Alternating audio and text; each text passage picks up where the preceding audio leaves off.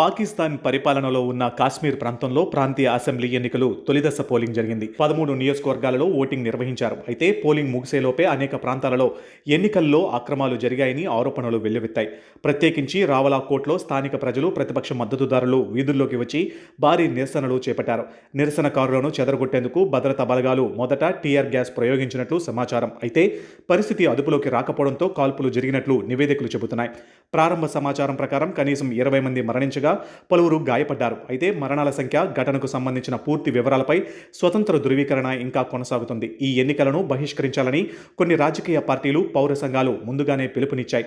వారి ఆరోపణ ఏమిటంటే ఎన్నికలు స్వేచ్ఛగా, నిష్పక్షపాతంగా జరగడం లేదని, దీంతో అనేక ప్రాంతాలలో ఓటింగ్ శాతం తక్కువగా నమోదైనట్లు సమాచారం.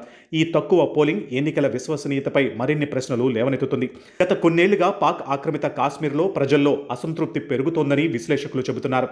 ఆర్థిక ఇబ్బందులు, విద్యుత్ కొరత, నిత్యావసర ధరల పెరుగుదల, ఉద్యోగ అవకాశాల కొరత, పరిపాలనపై అసంతృప్తి ఇవన్నీ కలిపి అక్కడి పరిస్థితిని మరింత క్లిష్టంగా మార్చాయి. ఇప్పుడు ఎన్నికల రిగ్గింగ్ ఆరోపణలు ఆ అసంతృప్తికి కొత్త రూపం ఇచ్చినట్లు కనిపిస్తుంది. ఒకవైపు భద్రతా సమస్యలు, మరోవైపు ఆర్థిక సంక్షోభం, ఇప్పుడు రాజకీయ అస్థిరత. ఈ మూడు కలిసి పాకిస్తాన్ ప్రభుత్వానికి కొత్త సవాళ్లను విసురుతున్నాయి.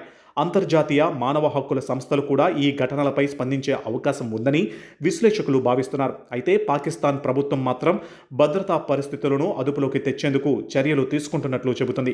పాక్ ఆక్రమిత కాశ్మీరులో జరిగిన ఈ ఘటన కేవలం ఒక ఎన్నికల వివాదం మాత్రమే కాదు, ప్రజాస్వామ్య ప్రక్రియపై నమ్మకం దెబ్బతింటే ప్రజల ఆగ్రహం ఎంత తీవ్రమైన రూపం దాల్చుతుందో చూపించే మరో ఉదాహరణగా మారింది.